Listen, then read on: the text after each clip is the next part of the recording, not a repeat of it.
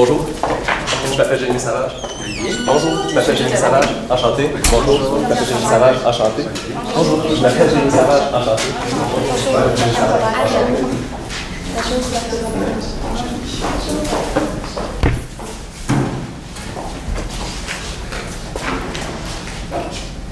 Bonjour et bienvenue au Code marketing numérique. Désirez-vous avoir le règlement français ou en anglais? Encore ça, s'il vous plaît. Vous allez avoir une durée maximale de 20 minutes pour compléter votre présentation devant le jury. Votre présentation sera limitée avec un chronomètre. Le temps sera indiqué sur le carton. Soit 10 minutes, 5 minutes, 2 minutes, 30 secondes. Et je vais compter les 10 dernières secondes sur mes mains. Je vais aussi essayer d'avoir un contact visuel avec vous pour m'assurer que vous ayez bien vu. Si la présentation n'est pas complétée après 20 minutes, celle sera arrêtée avec une annonce verbale pour passer à la période de questions. Une période de questions de 5 minutes sera allouée au jury pour poser des questions concernant la présentation. Après 5 minutes, une annonce verbale arrêtera la période de questions, même si une question ou une réponse n'est pas complétée. Il est obligatoire pour le jury de poser au minimum une question afin de compléter la période de questions. Notez que si un participant dévoile le nom ou la commande de son université, il s'en suivra d'une pénalité. Afin de procéder au début de la présentation, veuillez éteindre tout appareil électronique pour être une nuisance pendant la présentation. Je vais laisser les juges se présenter. Mon nom est Olivier Desilets, je suis gestionnaire en philanthropie à la Fondation de l'Université de Sherbrooke. Bonjour. Bonjour, mon nom est Judith Lavallée, je suis conseillère en communication à la Fondation. Bonjour. Abdel Meki-Verada, professeur au département marketing à l'Université de Sherbrooke. Bonjour.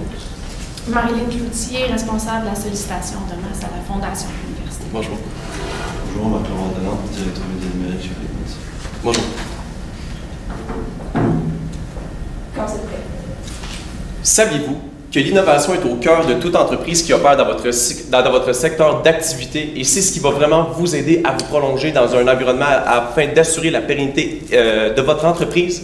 Bonjour, nous sommes Comex, une agence d'expérience avec de l'excellence et qui inspire l'expertise dans tous les domaines de marketing numérique. Je m'appelle Jérémy Savage. Jessica Lacombe. Lauriane Robert. Alors, essentiellement, le mandat que vous nous aviez instauré était à la base d'acquérir, de fidéliser et de créer un lien durable avec les jeunes donneurs, soit les jeunes diplômés de 25 à 34 ans. Alors, nous allons vous présenter essentiellement l'essence de notre stratégie qui va vraiment vous montrer comment est-ce qu'on est capable de répondre à ça.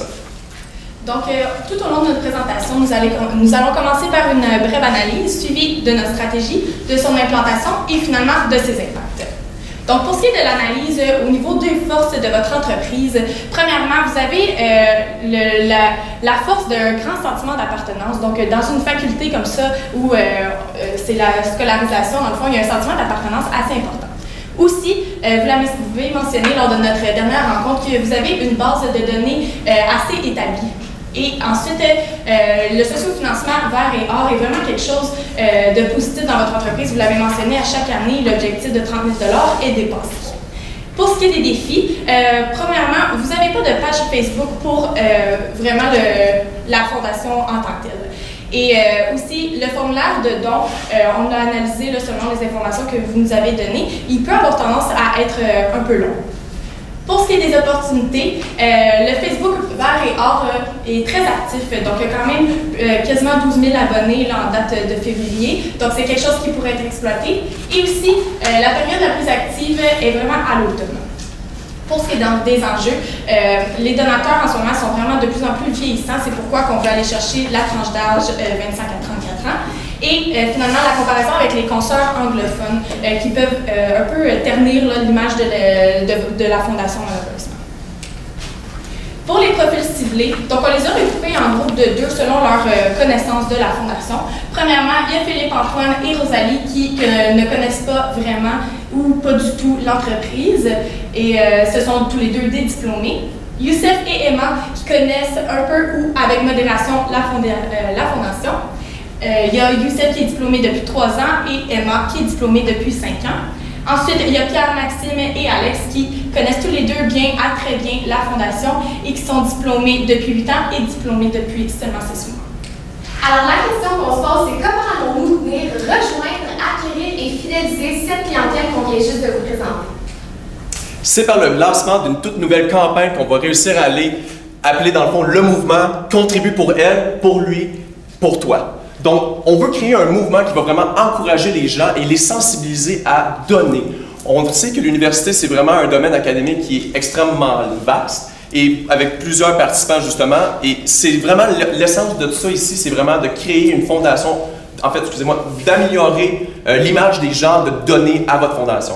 Donc, on parle vraiment ici de créer une communauté, un sentiment d'appartenance. On veut aller chercher vraiment des gros impacts au niveau des donneurs de 25 à 34 ans.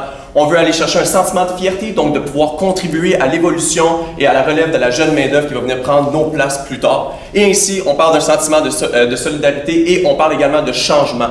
Donc, toutes des valeurs qui sont vraiment importantes dans l'essence même du mouvement qu'on veut divulguer et qu'on veut faire rendre vraiment viral au travers ici, au travers de la fondation que vous avez pour les donneurs de l'Université de Sherbrooke.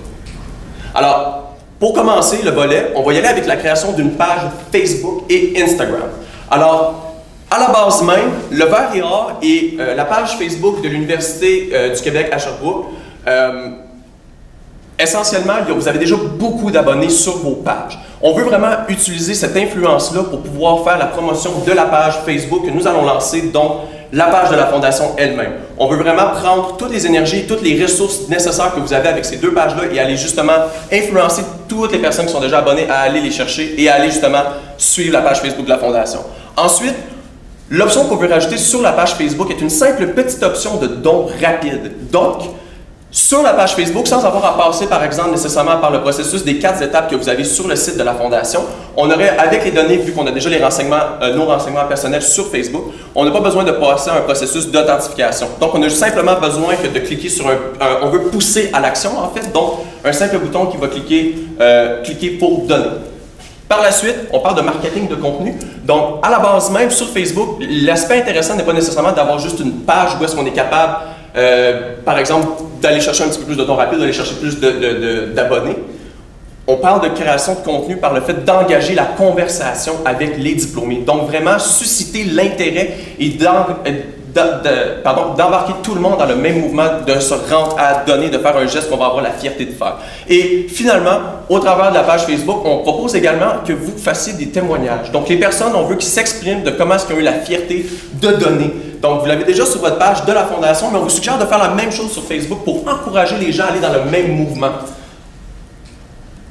Alors ensuite, par rapport à la stratégie hors ligne, on vous propose de lancer un congrès. Vous allez rassembler les personnes, tous les jeunes diplômés, et entre 25 à 34 ans.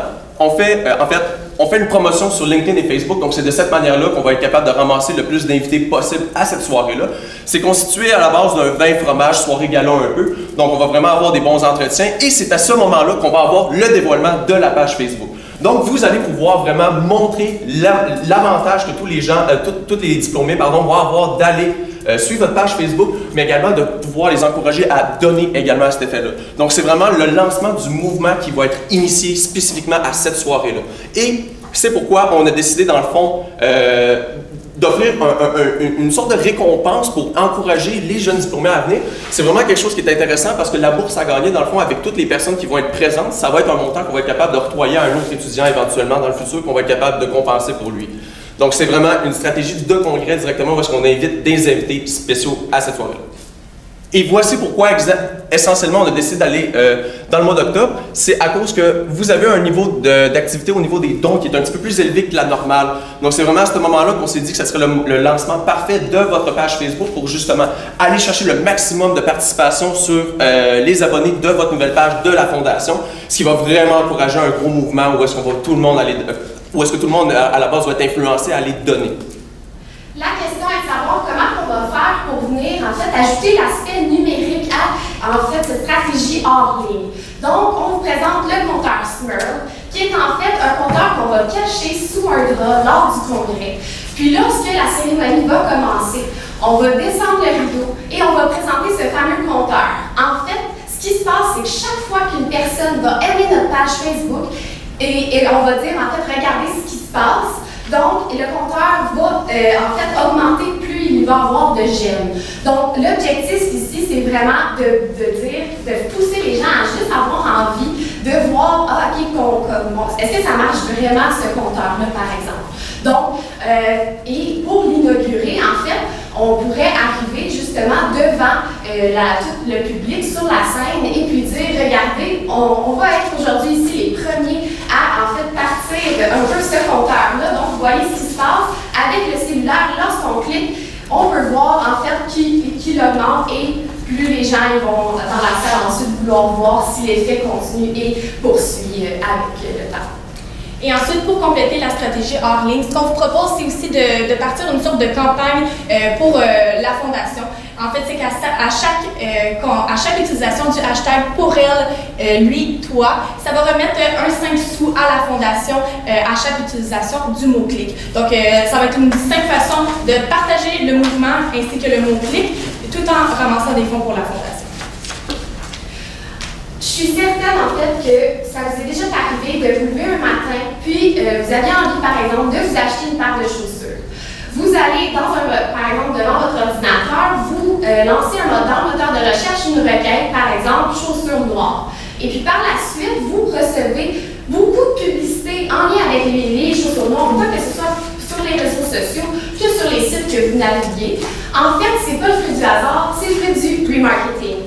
Donc, c'est également une stratégie qu'on vous propose dans le cadre dans toute votre stratégie. On veut que les messages soient personnalisés, on veut qu'ils soient interpellants justement à votre public cible et qu'ils portent à l'action à venir donner. C'est vraiment l'objectif de cette stratégie.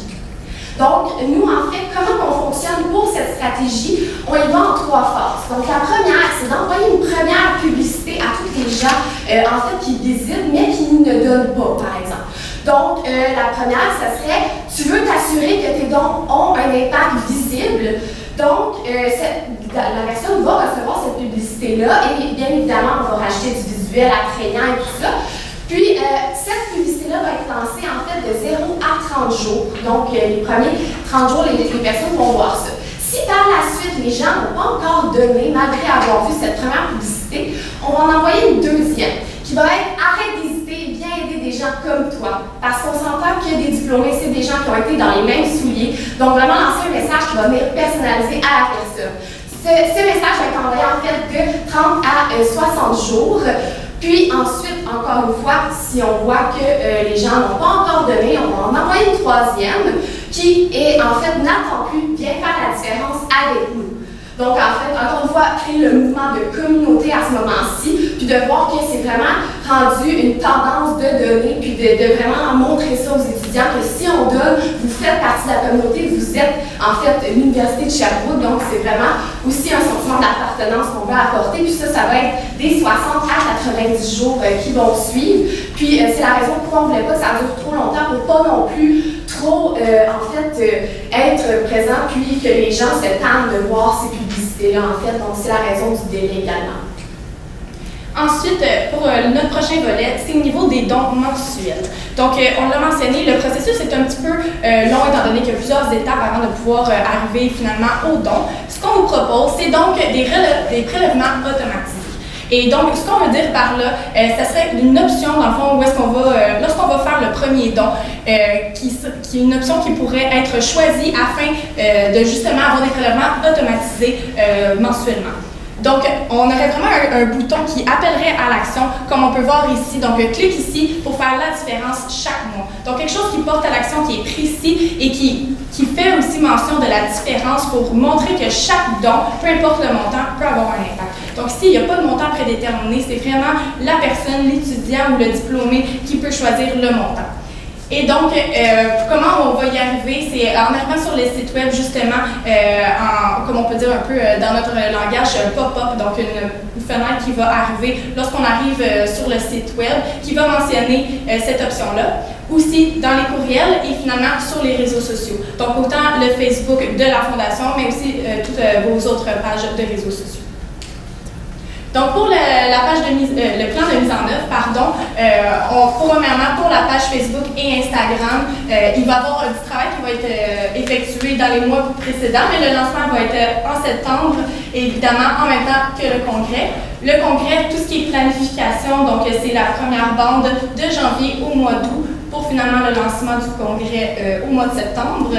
Ensuite, pour ce qui est du remarketing, en fait, c'est la planification qui va être de janvier à mars, mais ensuite, ça va se prolonger là, de façon perpétuelle selon les visites sur sur le web. Et finalement, pour ce qui est des dons mensuels, ça va commencer autour du mois de mars et évidemment, ça va être une option qui va être disponible dans les prochains mois, évidemment. Puis ça, c'est un plan qu'on est allé sur une année parce que c'était un budget qu'on avait annuel. Et donc, c'est quelque chose qui peut vraiment se reproduire à chaque année. Donc, c'est ce qui est intéressant avec cette stratégie. Alors, par rapport au budget, par rapport aux finances, on va remarquer ici que le budget essentiellement était d'une limite de 100 000 $. La manière qu'on a décidé de le diviser, on a pris en considération toutes les parties qui seraient vraiment impliquées dans l'application de cette stratégie, autant hors ligne côté congrès. Si on regarde ici, par exemple, on a un montant attitré de 25 000 $. Le montant de 25 000 $, on parle de vraiment aller chercher le traiteur côté vin, fromage, aller regarder d'alcool, regarder faire une petite liste, par exemple, de qu'est-ce que les jeunes diplômés préféraient avoir et déguster à cette soirée-là. On veut vraiment répondre aux besoins de tout le monde et on veut comme encourager les personnes à venir se présenter à cette soirée-là parce que c'est un gala vraiment fantastique parce que pour vous, c'est l'inauguration de la nouvelle page Facebook. Donc, c'est vraiment ça qui va faire en sorte que les personnes vont être encore plus emballées de venir. Dans ce montant-là également, j'aimerais préciser qu'on avait également la bourse qu'on avait proposé d'octroyer à une des personnes qui allait se présenter dans le fond dans cette soirée-là, qui le gagnerait par le tirage qu'on ferait. Par la suite, côté remarketing, c'est des frais qui sont extrêmement coûteux. C'est un montant de 35 000 $. Et là, pourquoi? Essentiellement, c'est parce que vous allez avoir des publicités.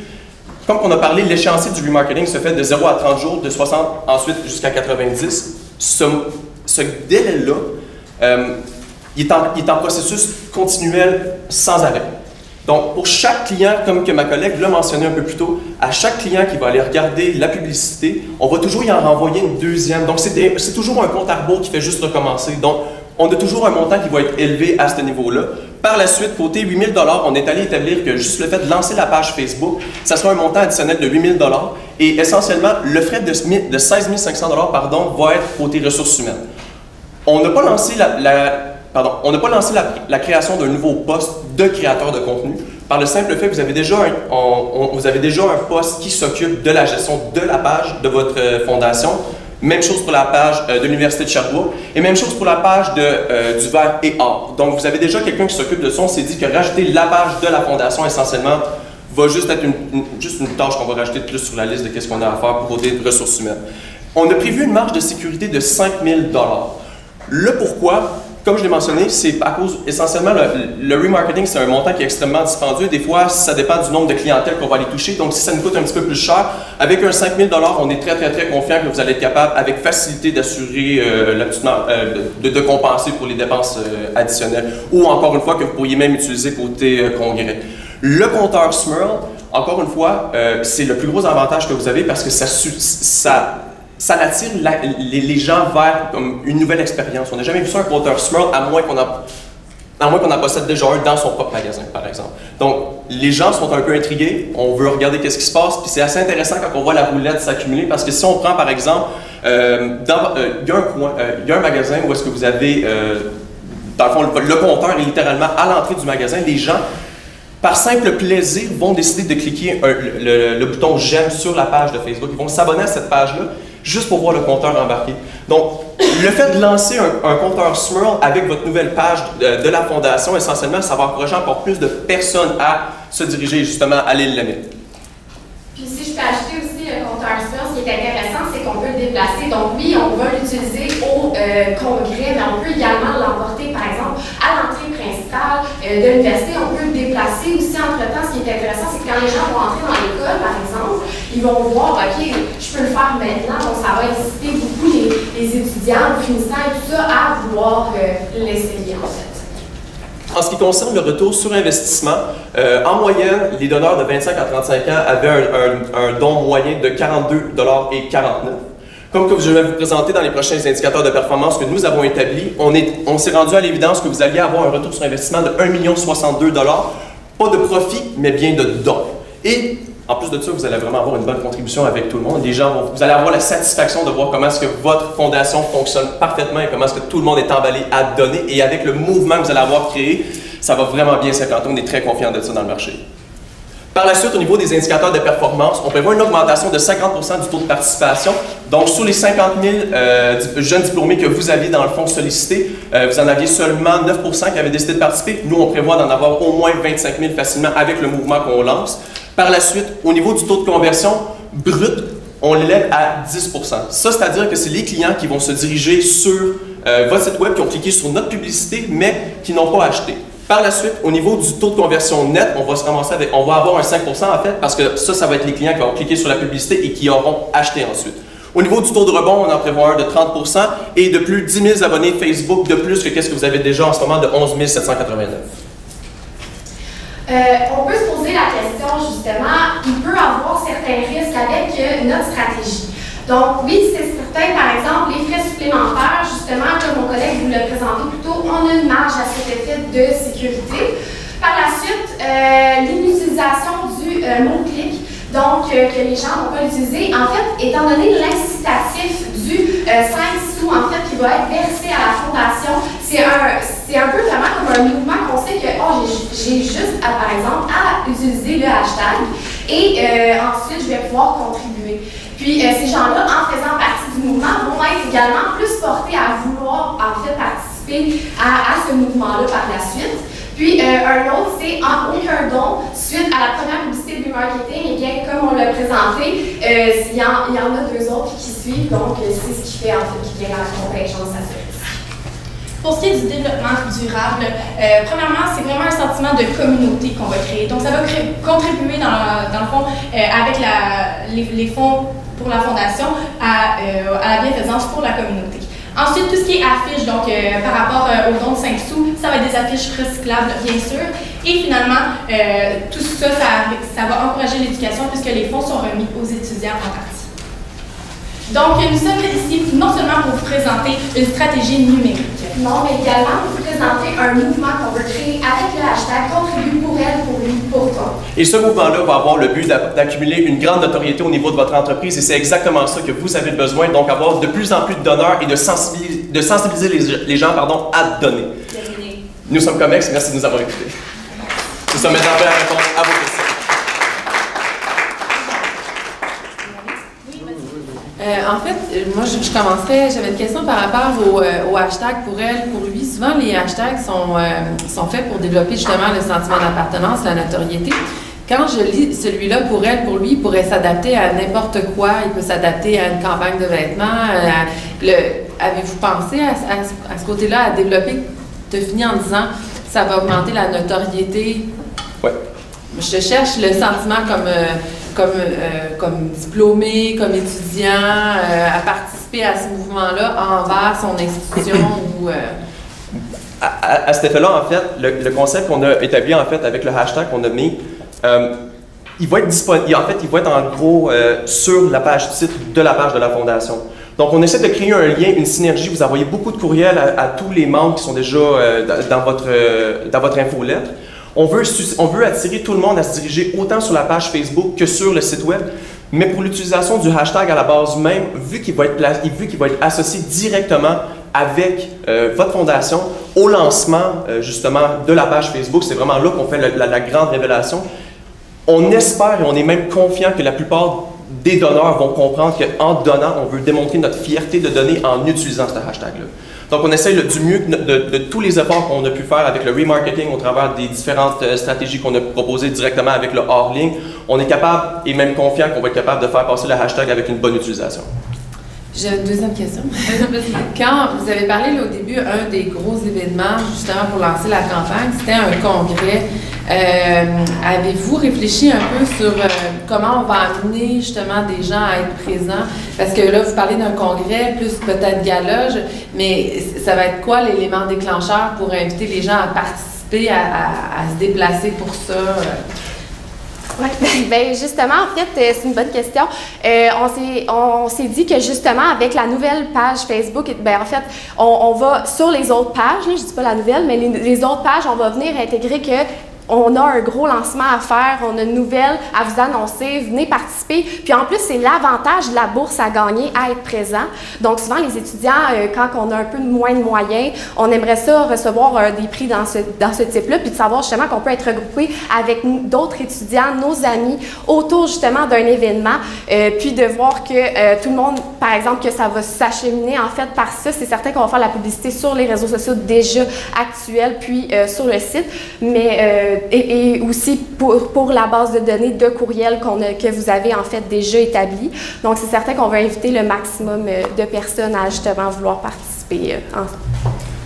D'ailleurs, vous avez également plusieurs partenaires, surtout sur LinkedIn. Donc, on pensait également utiliser le LinkedIn pour aller faire la promotion et inviter quelques partenaires, justement, où est-ce qu'on pourrait vraiment avoir un peu plus d'invités, un peu, on va dire, prestigieux, en plus de nos donneurs étoiles, dans le fond, qu'on va inviter avec nous autres à notre gala.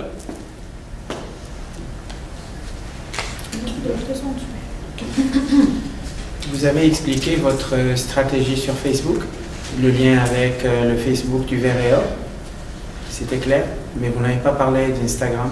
Pourtant, vous en avez parlé dans vos stratégies.